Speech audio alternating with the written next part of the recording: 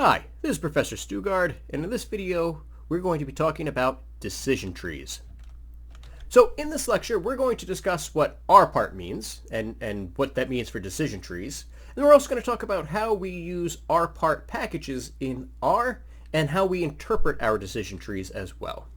So first of all, rpart stands for recursive partition.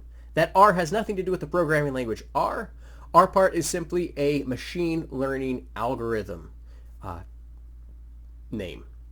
So recursive means to repeat a procedure. So the R of rpart is recursive, where we repeat a procedure, sometimes indefinitely. And then partition means we divide into two separate groups where there's no overlap, where the two groups are disjoint or mutually exclusive. So if I had pets, I could split up my group of pets into cats and dogs, and there's going to be no overlap. They're mutually exclusive. There's not going to be any animal that's both a cat and a dog at the same time, right? So recursive partitioning is just the fancy word for how we create that decision tree with machine learning. So again, recursive partitioning is our statistical method where we can take multiple variables and use those multiple variables to hopefully classify our data set. And at each step in our recursive partitioning, we partition that data, or we split it into two groups based upon some variable.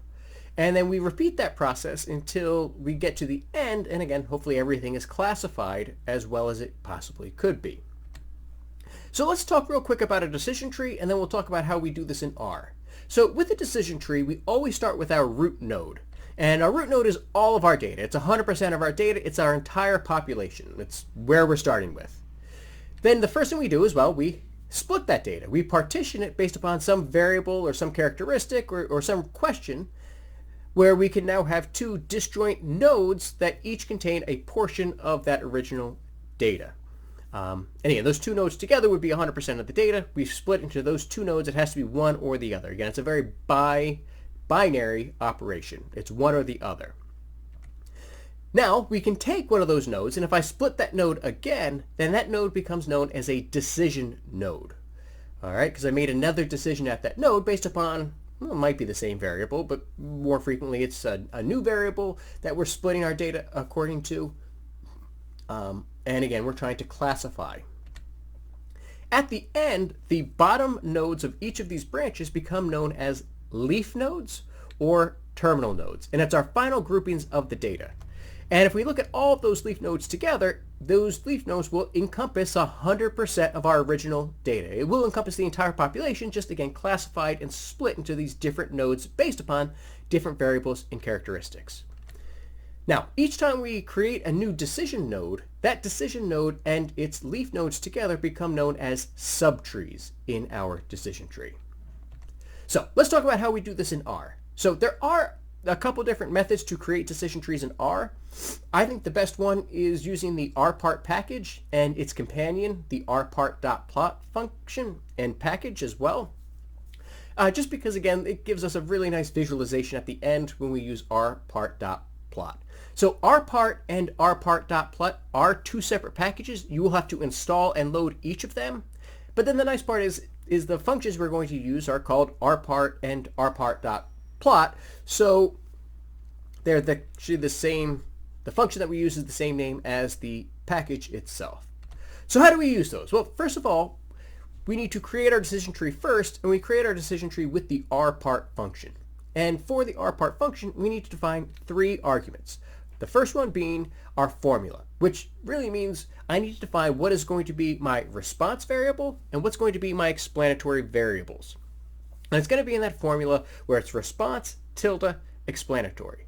Now, the response variable is what we're trying to predict, right? That's what we're trying to, again, the whole point of classifying our data is our classifications at the end, our leaf nodes, should predict that response variable as well as possible, right? Again, that's what we're trying to predict.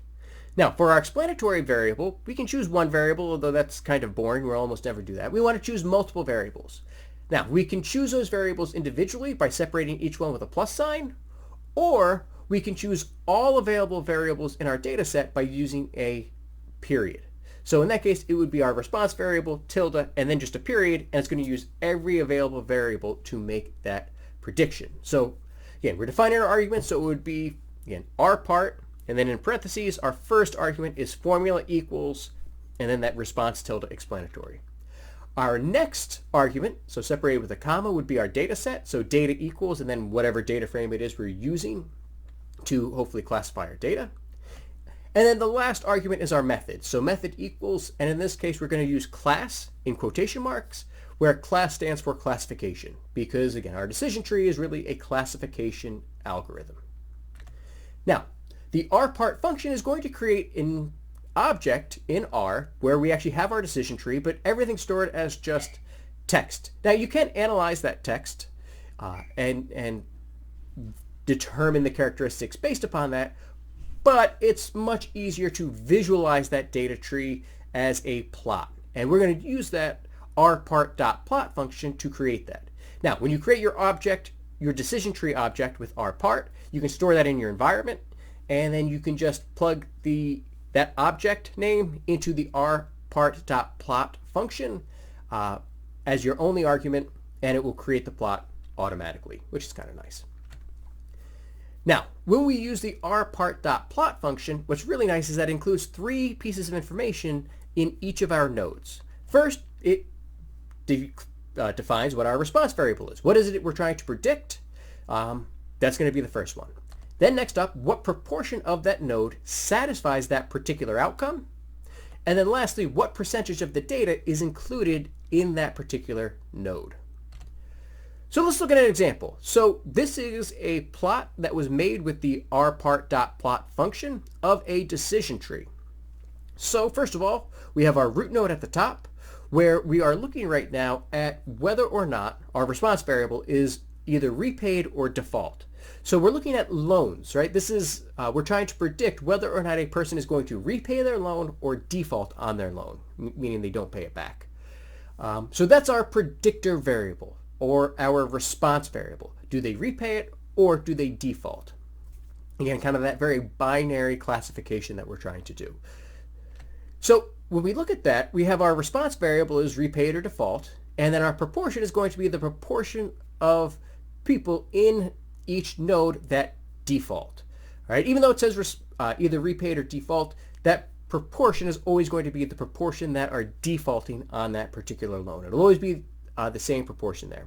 And of course we see 100% because our root node is going to be 100% of our data. It's going to be everything. So we absolutely have 100% there. Then we come to our first decision in our decision tree. And our decision here is we look at that variable, in this case credit score, and we ask, is the credit score high? So it's a logical operator, true or false, although we're actually going to call this yes or no instead of true or false, where left is on, or yes is on the left and no is on the right. And you'll notice that only that first split, only that first decision includes yes or no, but we're going to follow that same pattern throughout the tree. Anytime we go to the left, it means yes, and anytime we go to the right, it means no. So let's take a look at that first leaf node at the bottom. So that first leaf node at the bottom there, we started with, again, our root node. We asked the question, credit score is high? Yes.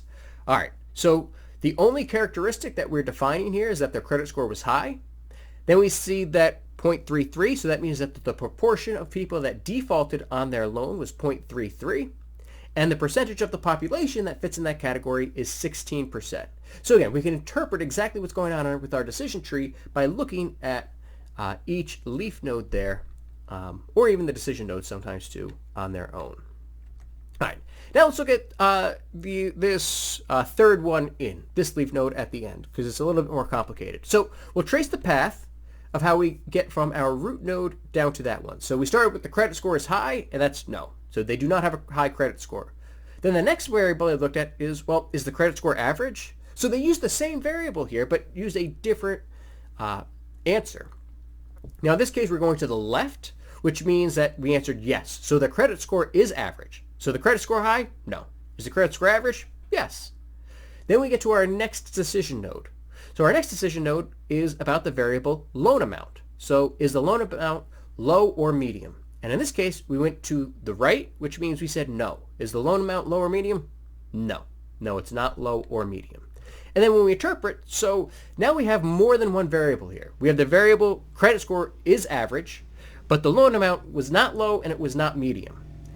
Then we know that the proportion of people that defaulted on their loans who fit those two criteria was 0.56, and the percentage of that population was 22%. Now again, if we look through, we could look at all of those leaf nodes. If we added up the percentages at the bottom, it better be 100% because it's everything.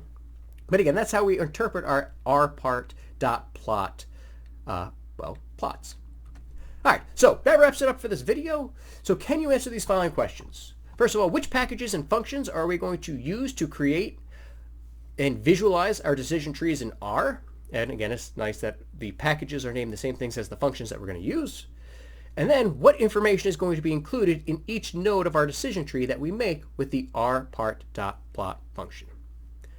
All right. Well, I hope we learned something today. And as always, take care of yourselves.